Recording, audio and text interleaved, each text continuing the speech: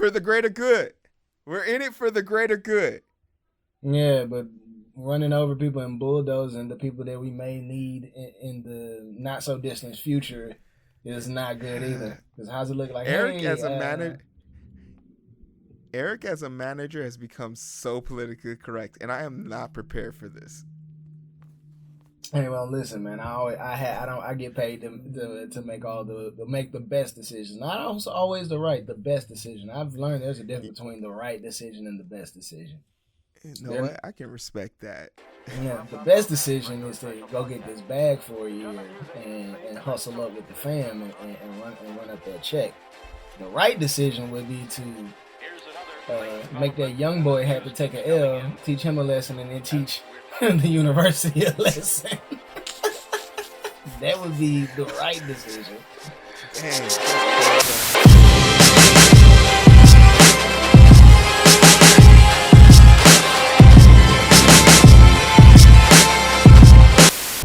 Welcome to another episode of The Identity Booth. We are back. We are back. We keep saying we're back, but in reality, we haven't really left because y'all been getting that good content. And there's been a spike in the channel. Yeah. We have 191 followers now on our mission to 200 subscribers. 200 subscribers. 200 subscribers. We're going to get there. We're going to get there. And I'm excited because, like I said, I've been working behind the scenes. Some of you guys probably peep game. You know, probably saw the live stream of the comic book all of a sudden pop up. I got stuff in the works for us. But that's neither here or there. We have our co-host in the booth, E.T. Welcome. And as always, this is the Identity Booth where we try to identify with you as you identify with us. My name is Hero, and we're not gonna pretend here. Eric scolded me this week, guys, so I have a new outlook on life and a new appreciation for, being the hero. It's important for you to take the bear the weight that your shoulders were designed for. Isn't that what they say? It is. Yeah. How you been, Eric? Man, I've been better, man. I'm mentally fatigued. I'm mentally fatigued. Work has been crazy. We got the pandemic still going on, and I got employees, and all I can say is bless their heart. That's all I can say, man. Yeah, man. People like me and you were going to endure this pandemic to a certain extent, but when you start to peel back so many layers of this onion, you're starting to see the true colors of people. And this right now, it's right now is when you're going to start seeing people's real colors. So, hey, when they show you who they are, believe them. Facts, believe them. Can I say this person's name? They've been on the podcast. Arba, stop texting me during recording. Hey, shout out to the reaction booth. Y'all be looking out for that. I'm a shameless plug. She gonna be upset that we put her on blast that.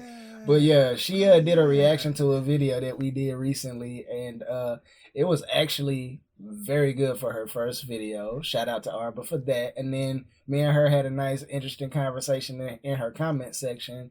And the best thing about it is the identity booth finally came full circle for us. I got to identify with somebody and they got to identify with me. And we realized that we agree on 90% of everything. And, a conversation completely cleared up any misconceptions that we had about each other.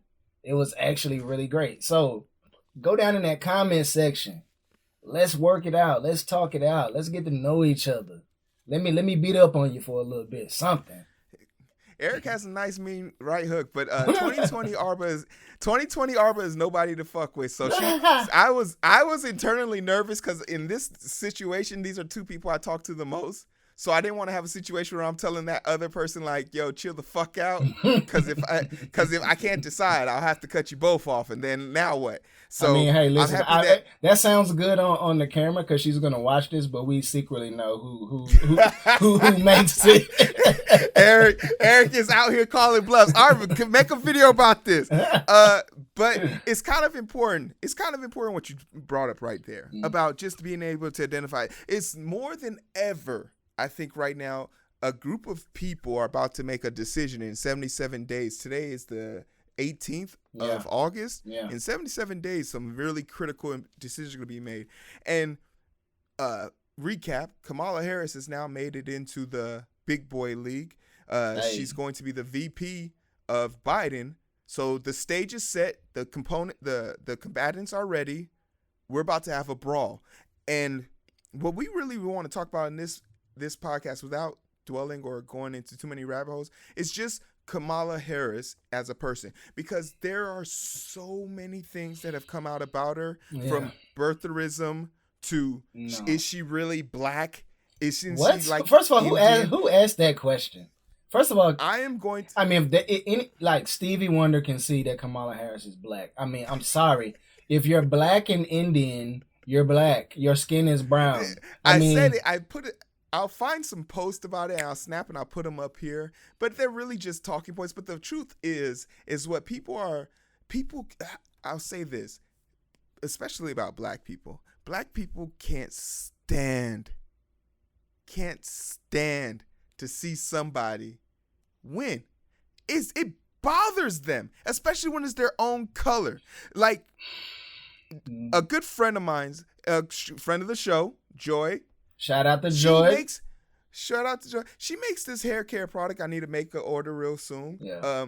Yes. And she has just now, I think she successfully sued 2 people for copyright infringement. Like the hate, and it's not even just from a verbal standpoint.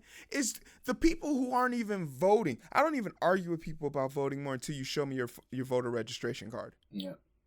Because what's the point? Like, your opinion doesn't matter. And it seems to be more and more on social media is these 2.0 woke black people making these derogatory statements, these infringing on history. We're talking about the first female VP, and she's a black woman, and she has to check her pass. I mean, she potentially be the first. I mean, she's not the first, woman to be on the ticket for VP. The ticket. Okay. Yes. No. But we'll talk about her check her pass. But the people who just talk about the bad without acknowledging the good, that's what's grinding my gear right now. Well, listen, man, I'm gonna need you to go ahead. I'm gonna let you take it away, because I haven't seen or heard anything that I would consider good about this lady. So I'm gonna let you run with that. Okay. Maybe you'll educate your boy. All right, then let's start off with the basics, right? So let's dispel some truth. Her father, I believe, is Jamaican. The mother is Indian. Mm-hmm. We have a rule here. If you want to trade races, you can do that, but you have to do that through the inaugural annual interracial raffle, where we draw and pick numbers, and we decide which races get to switch. That's how we got Justin Timberlake back in 2008, and that's how we traded off Tiger Woods in 2012, just before he fell off. Like, we need Tiger. We should have got Tiger back in 2016. No, in 2016 we should have got him back, but we missed that. We had, who were we trying to get in? We were trying to get rid of. I think we were trying to get right now we're trying to get rid of Terry Crews. I thought we were trying to get rid of Kanye, but anyway, let's not chase a rabbit. Let's not chase a rabbit.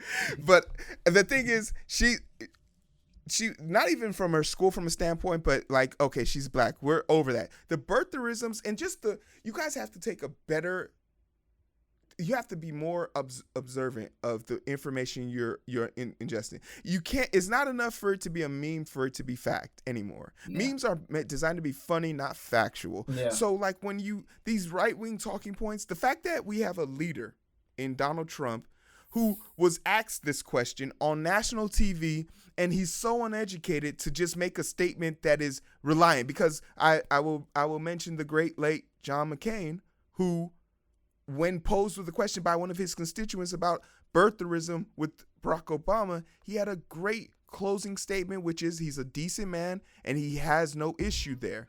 Why is it so hard for Trump to just fall? Because he doesn't like that person. This is the thing. See, this is the thing that people hate about Trump that I love about Trump. He tells the truth about how he feels about people. See how I said that? I didn't say tells the truth all the time, because we know that would be a lie, like Trump. Anyway, he does not hide how he feels about people. His statement was, I didn't read the article, I don't know. Next question. He doesn't like Kamala Harris. He doesn't like Joe Biden. He doesn't like any of them, and he doesn't pretend to do so.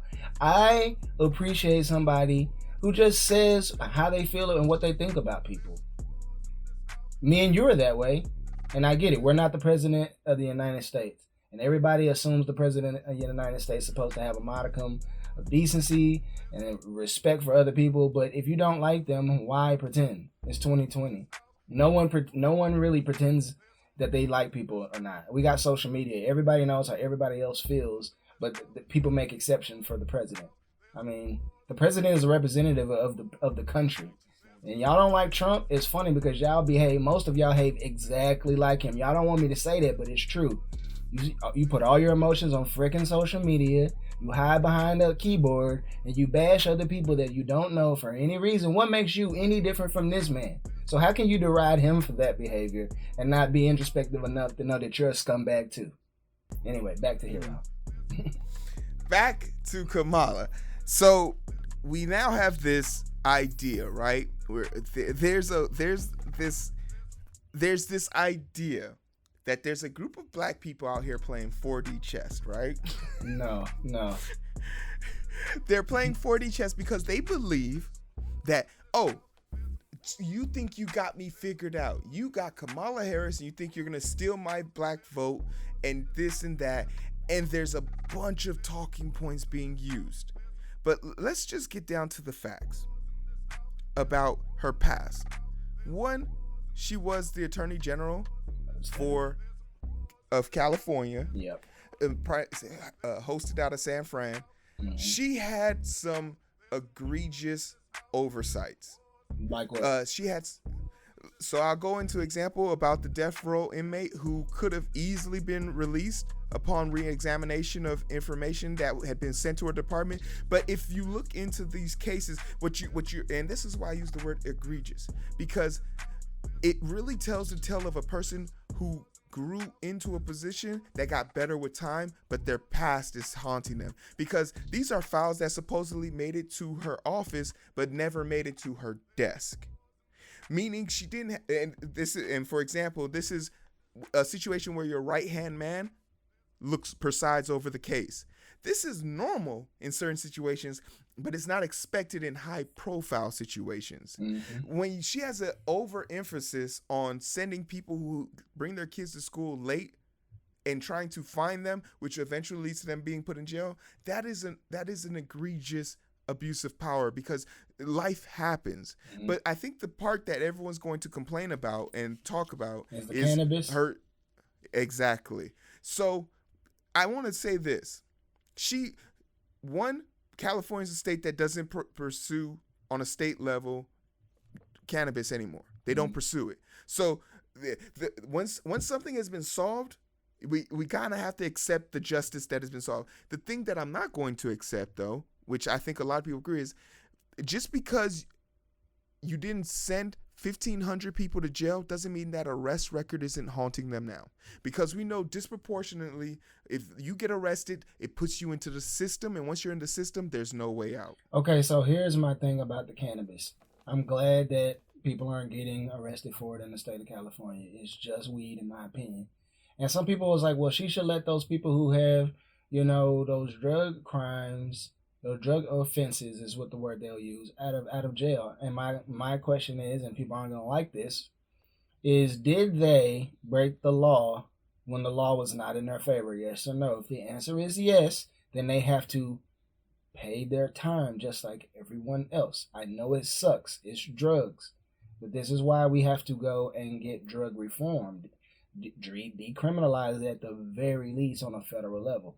But the fact that she held them to the letter of the law, I don't have a problem with that. I honestly don't. I think where a lot of people are going to have issue with her is back in the early primaries, she was the third highest paid DNC member. And a vast majority of her money came from private prisons. So she kind of had an incentivized. That's sketch. It is very exactly. So there, and I don't believe it's I don't believe it's a majority, but she obviously is getting paid. There's a private prison system. During last year's fires in California, these same prisoners were being paid 38 cents to go fight fires in Hollywood. It's sort of a negative projection that you don't want on your behalf. But nobody complains about the inmates we see on the side of the road here in the state of Texas who are cutting grass and picking up trash. What's the difference? I mean, there's a complaint about private prisons, period. Oh, yeah, I don't like the prison system being privatized. I mean, it's absolutely deplorable. But the one thing about the government is they suck at doing anything. So private institutions always work better here. And I'm not big up in the private prison. We know the private prison is dang near slave labor. If it ain't, I mean, it really is. Just call it a spade. I mean, it's slave labor. Call it what it is. Yeah. How do you go into prison and come out in debt? This happened to a lot of inmates. I mean, I'm saying, so the private prison have an incentive to get you in there and keep you in there as long as possible, because not only will you go in and do slave labor for, as Hero says, 38 cents an hour or a day, whatever the rate is now, you're going to have to, when you get out, you'll be indebted. And if you can't pay the debt, guess what happens? Recidivism is the only option for you. They make it so difficult for you not to return. There's a reason why we being number one in anything is cool, except for when it's imprisoning your own population. Yeah. So that leads us to the next point. On a scale from extremely conservative to extremely leftist, where would you put Kamala Harris? I would say we kind of talked about this a little bit.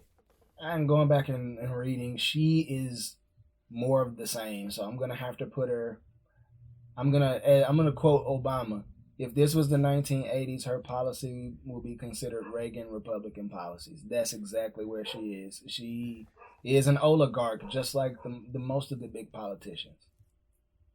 And that is sort of my contentions. I call her a tanned Hillary Clinton.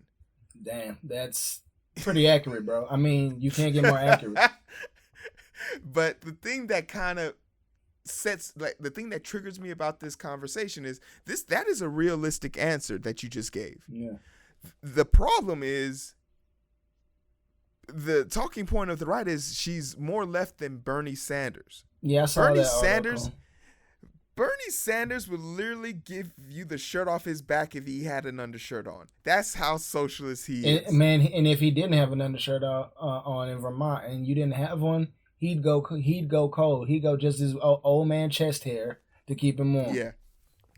So this talking point, where do you think it comes from, and why is it being perpetuated? Like, is this a good plan by the Republicans? So here's my deal. I from looking at all the articles, I mean, these are not conservative outlets that are writing these bad things. This is the Washington Post, the New York Post. These are liberal networks and liberal outlets that are talking. Not to say that some conservatives aren't attacking her. Obviously, look no further than Fox News. I mean, you can just fill in the blank there. People like ABL, Shapiro. I mean, well, ABL, anybody on the Daily Wire, anybody at PragerU, Turning Point USA. All those people are saying that Kamala Harris is a bad person. But I've seen mostly progressive, independent, and liberal media not happy with this pick, which is really, really shocking to me. I think the thing that's bothering me more, because I don't know where it's coming from, is I've seen the Democratic Party and Democratic media outlets generally rally around anybody that the Democrats, trot out there. But I don't know. They got to be in their bonnet for Kamala Harris, which is quite odd. This is the first time they've been pretty stupid about things, but I mean, people are turned off. I mean, dude, did you see the ratings? I don't want to go off. The ratings for the DNC last night, the first night. I was definitely thinking about if we could figure it out today, we would probably stream the second night of the DNC together. Oh my God, Yeah, I think it would be really, really bad because these people are not. Nobody watched it. I mean, they tried it out. All kinds of people. Anyway, but I just don't feel like the media is sold on this pick. There's something about her that we don't know that these people know who are in power, and they don't like about her, and it's really, really odd to me. I think what it is because of the fluidity of the DNC right now. Because with Bernie Sanders even yielding his campaign but still holding 130 plus delegates, it's a percentage, but it's a big enough percentage that if he told 130 plus delegates not to vote, it hurts the DNC bad. I think what it is, and this happened with Obama and Hillary. I think America is still not comfortable. And when I say America, I'm talking about total. America is still not okay with the idea of women in power. Nope. And don't think that's it, bro. You don't think so? Nope. Don't think that's it. I think people nowadays, if they like you, they like you. If they don't, they don't. Okay, perfect example. Why did more women vote for Trump in the last election than Hillary? Was it because she was a woman? That ain't it. Because more women voted for Trump than Hillary in the last election. Can you believe that? Can you believe that though? I could see. I would say more white women are the majority. So yeah, damn, you're probably right. So it was 54-46 by the stuff that I looked up after the election. But if we're wrong, go down in the comments. I don't have a problem being wrong. But I know in a lot of the states, more women voted for Trump than Hillary. And what does that say about how badly people disliked Hillary? I think it's, do I like you or not? Hillary did not represent the modern woman for most of the women in this country. There are some women that resonated with who Hillary was as a person. And I think, again, the girl power thing, they got behind that more or less than the politics of it all. So, what does that say now? We tried this other person back. She's on the ticket. She's on the ticket, and they've got no more traction, no more increases in the preliminary polls, no AP poll, no Reuters, no Gallup, no nothing. They got no traction. And again, we have to talk about this phantom group of independents who are on the fence, dude. I'm seeing so many big name people who are true blue people saying, I can't vote blue. I can't vote. I'm talking about people with huge followings on Twitter. I mean, but the frontliner of the frontliner of the DNC conversation is a Republican. So no one cares about that dude. He was a terrible Republican. He might as well have been a Democrat. Okay, so then what about the guy out of Utah, Mitt Romney? What about Mitt Romney? There are, What about Mitt Romney? He's never liked Trump, but the reason why is because.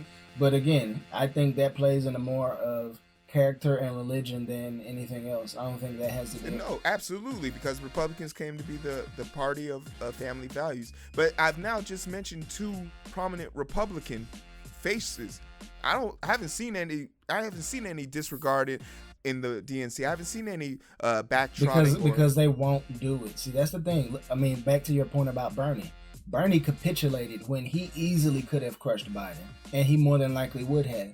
He did it for the greater good of the party. That's the only thing about the Democrats that's I won't even use that word. A weakness and a strength. It is. They told the party line, but at what expense? Like, I think the lack of strategy.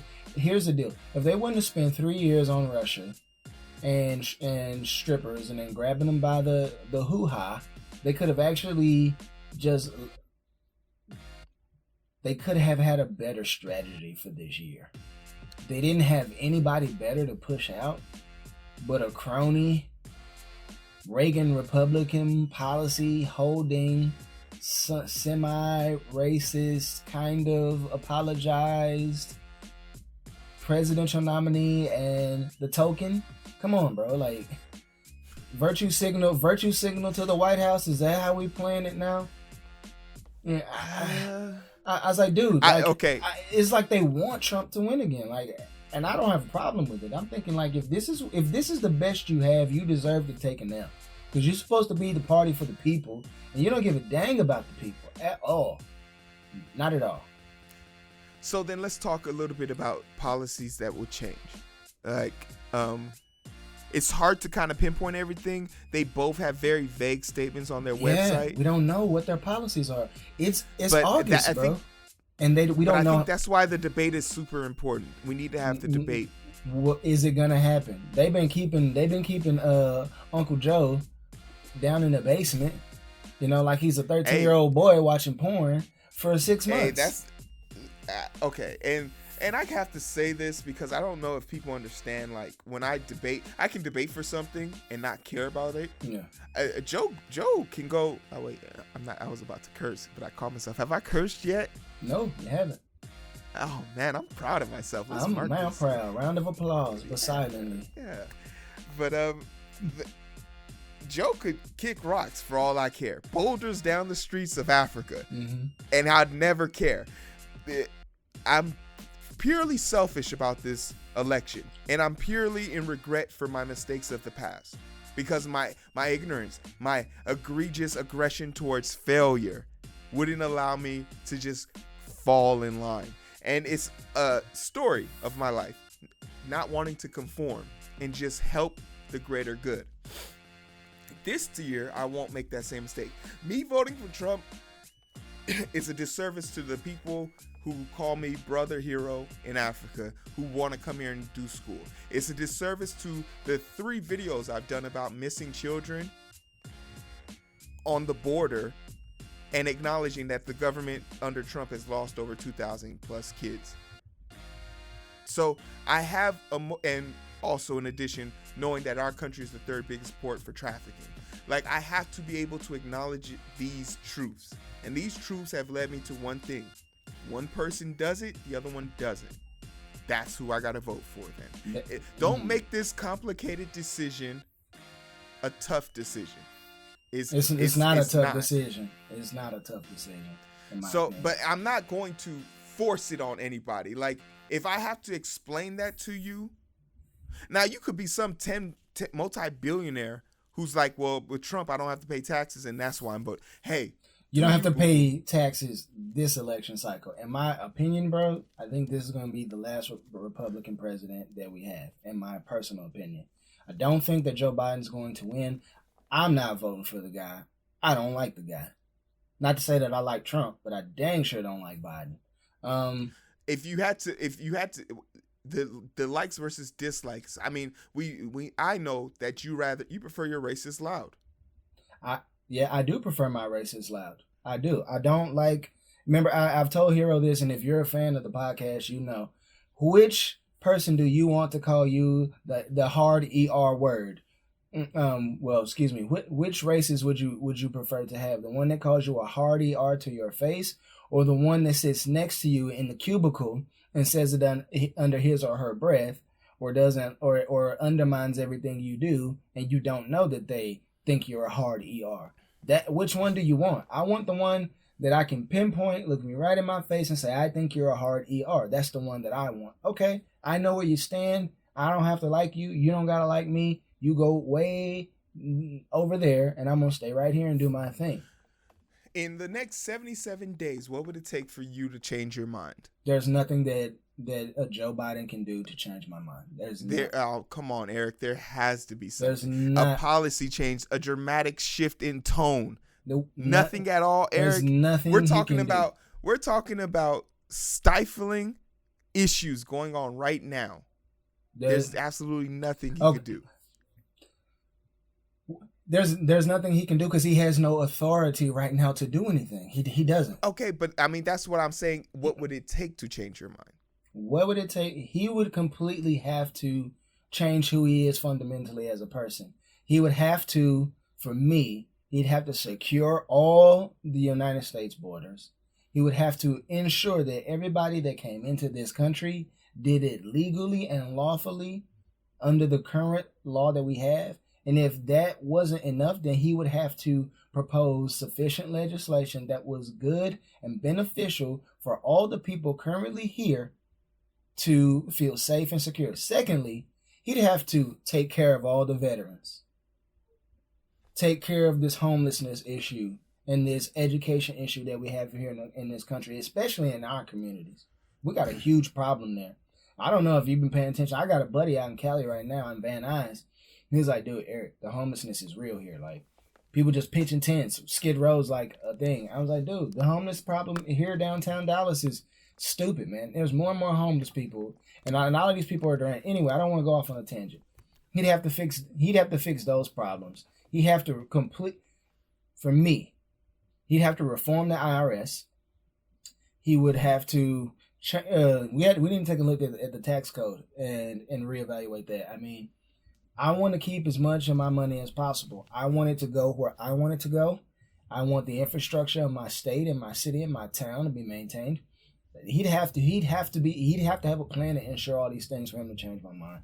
And then lastly, he'd have to get rid of Kamala Harris.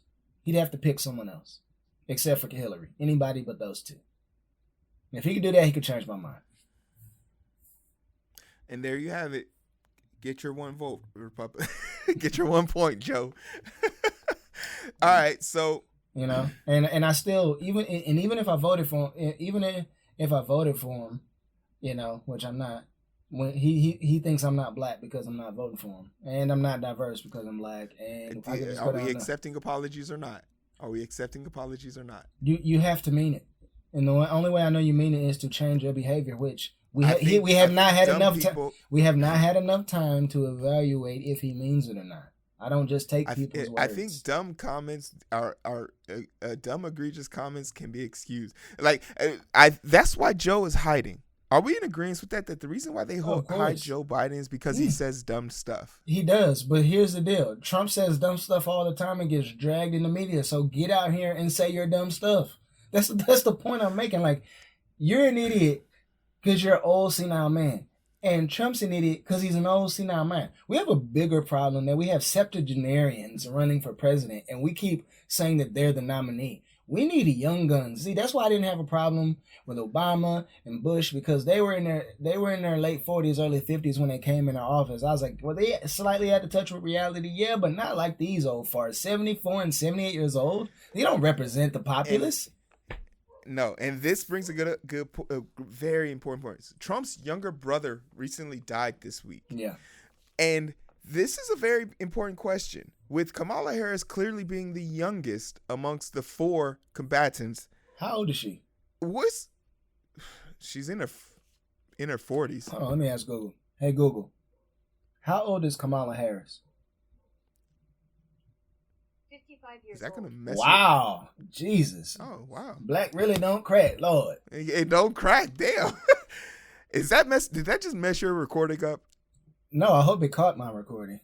I hope it got caught on there so everybody can hear Google talk to me. I love and hate Google. Is it still recording though? No, I got it on my other phone. Oh, okay. I was like, Eric, did you just ruin the recording? All right. No, I don't think I did. Yep, still recording. All right, cool. All right, and then so I think then that leads to the very next question. Damn, she's really 55 years old. I know, man. Listen, wow. if she just got in the gym, bro, she'd be out here for real. I mean, but if you look like that, what you need to be in the gym for? She need to, man. Listen, because she wearing them Hillary pantsuits. We can't really see what she working with. You know what I mean? Listen, black woman. Listen, Michelle Obama ain't got no problem showing off that shapely body. So, facts. Shout out to Mama Michelle. She's still holding it down. I don't like you, but you still beautiful though. So then let's talk about a situation where Joe steps down and pushes Kamala when she gets in. That bothers me. Because this is why? It's a pump fake. Like, you just were a placeholder because you didn't want Bernie. And that's what this looks like to me. And that's why I'm so pissed. Because they did everything they could to keep a progressive out of office. So they basically made him fall back. I don't know. Somebody put him in the woodshed and said, hey, listen, bro, if you don't do this, that's the end of you. But and then Joe, who was last place loser all of a sudden becomes first week. Buttigieg falls out, Klobuchar falls out, Bernie pulls out, and then Tulsi pulls out. I was like, bro, y'all, nah. And these are really progressive Democrats. And then the DNC basically made them told them all to fall back, or we're going to replace you. And so instead of standing up for the people, in order to hold their position and their authority and their money, they did what the DNC said. Like, I'm not with that. So you don't think that there was I mean, the greater good for them is just beating Trump? Exactly. That's not the greater good. That ain't the greater good. Get it? Never. I mean, to the DNC, that is absolutely the greater good. Yeah. But okay. So here's the thing that's even scary about that. They thought the greater good was pushing Joe Biden. Is that how pathetic? Is that how pathetic they are? Yes, that's exactly how pathetic they are. Listen. There is a saying about sometimes you just want to go where people know your name. So I mean, this ain't Cheers, bro. This ain't Cheers. I mean, seriously, like, Joe Biden's the best that the Democrats have. That's, first of all, offensive and insulting and frightening. You haven't raised up anybody else that's better than that you could have trotted out there, that you don't have in the Senate, in the Congress, in a state Senate house, a state Senate or a state Congress that you could have raised up. I was like, this is absolutely absurd. This just lets you know how tight of a circle and how greedy and obnoxious and arrogant the Democrats are. We haven't even gotten on the Republicans yet. I don't even think that warrants a discussion. They are the biggest bag of sissies, the Republicans, I've ever seen in my life. You don't hear any of them talking. Nobody's talking, and then maybe that's better. Maybe that is better. Hey, you know what? We don't want what the Democrats have, but let's not screw this up. We're going to just be quiet and not say very much and hope that the Democrats destroy themselves.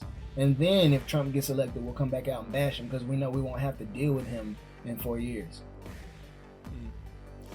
Well, now is sort of just getting excitement going on. And as we start to roll to our closing here, I was fascinated by the interview with Cardi B and Joe Biden, and the interview with Eric Gardner and Eric Gardner's mother and Joe Biden, and the moment of silence for Michael Floyd. George Floyd or Mike Brown? Mike Brown and George Floyd. See how I put them both together. Virtue signaling. But aren't these important things to acknowledge and make sure that we know that they have, for it to be the opening statements? I think these are forward statements for us. Nope. It's virtue signaling. They are doing what they think people want to hear. And especially because Joe Biden's had so many gaffes with the black folks recently, it's a virtue signal. That's all that it is. Who the heck is Cardi B? And why do you think I'm so base that I want to hear Cardi B interview you, Joe Biden?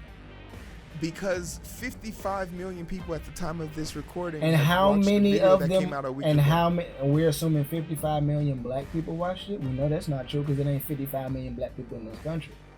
Well, no, but it's still 55 million people excited about something now being transferred over. We have to admit that's genius marketing. Come on now. And that's the thing.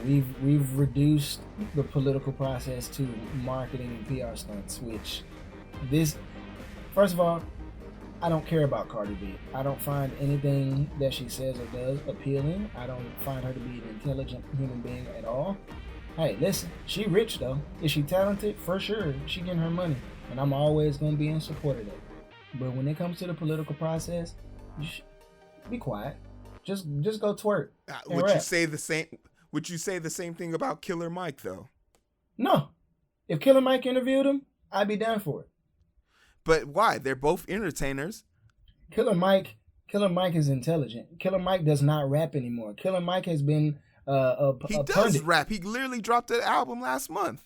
Oh, see, I guess I'm out of touch with the hip hop scene. Then I'm part of the RTJ family. Sorry. All right, man. But here's the deal. Killer Mike sits down and actually brings people together. One of my favorite things about him, not to get off topic, is the interview he had with Cole Noir. The interview he had with Candace Owen and T.I. He was the person who was bringing the black people together on both sides and said, stop arguing and let's figure out how we can get together and rebuild our communities. he's not twerking and showing TNA on TV. That's part of the problem with black people.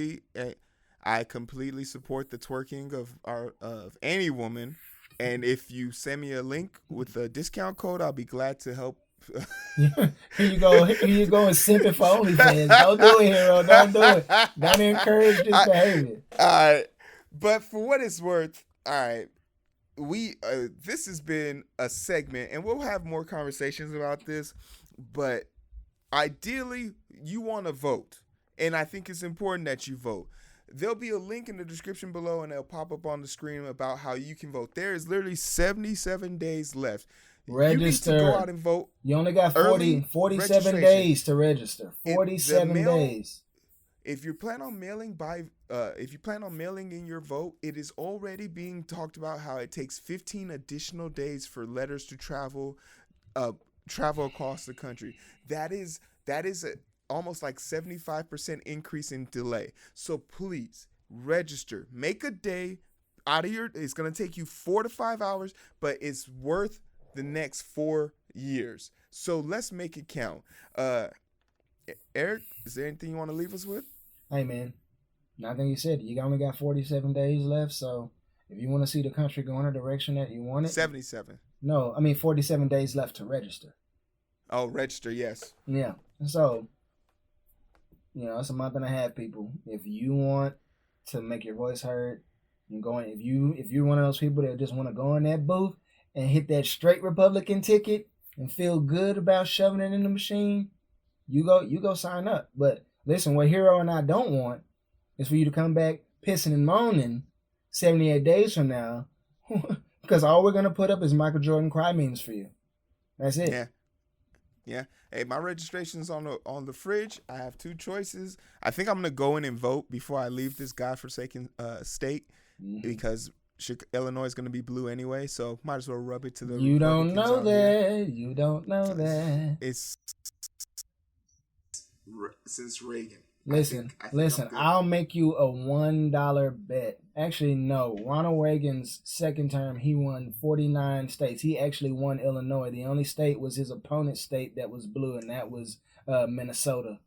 Go check it out. I'm 100% right about that. So, yeah, even a Republican can win an all-blue state. He won in a landslide. I want to hear this $1 bet. I'm moving and I need some help. I bet you $1 that Trump will win more states that are blue than Joe will win states that are red.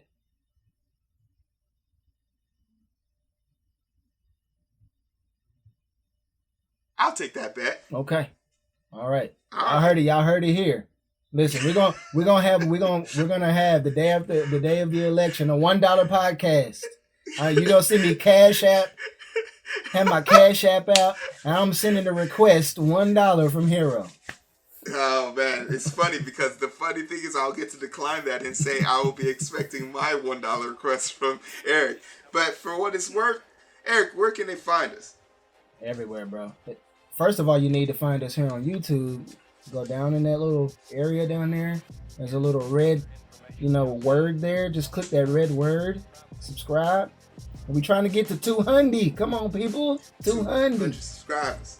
200 subscribers. Then hit the bell. Turn on all notifications. We don't personalize notifications on here. All the notifications come on. It ain't like we posting a lot of videos, bro. And then go to our IG. It'll be posted right here. Follow Hero. Follow me. Then go on iTunes. Go on Spotify. Go on Last.fm, SoundCloud, and YouTube Music, which was formerly the Google Play Store. We everywhere. We out here in these streets. We definitely are, and the reason why we out in these streets is trying to identify with y'all as you identify with us. So do us a favor and help us out. Let's get to that goal of 200 subscribers. These will be going live. If there's a good time for you guys that you want to be premiering these videos with us, let us know. Me and Eric will meet you in the chat. We'll talk about it. It's fun when you get to engage with your folks. And we recently had a video hit 10,000 views because some dude embedded my video into another video. Yeah. So I've been piggybacking off of that. A few people have called me for sponsors and stuff like that, but nothing too big, nothing too major. What's important is that you guys, take care of yourself. Make sure you go out, register, and vote. It's 2020. Life is a struggle right now. So anything that's bringing you joy, happiness, hold on to that with vigor, because there's no telling when you're gonna get something new. So for what it's worth, I love you guys. Eric, I love you. Take care.